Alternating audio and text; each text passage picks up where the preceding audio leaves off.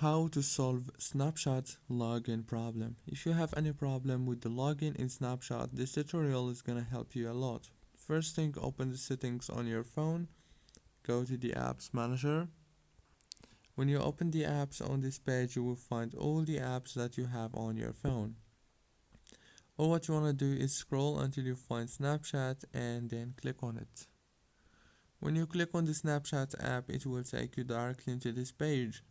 All what you want to do here is click on force stop and then go to the storage and clear the data right here and go back and then click on the power usage details and click on this app launch option and make sure that the run in background and the secondary launch and the auto launch everything should be enabled.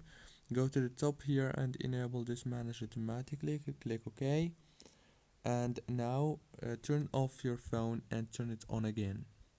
Don't forget to like, subscribe.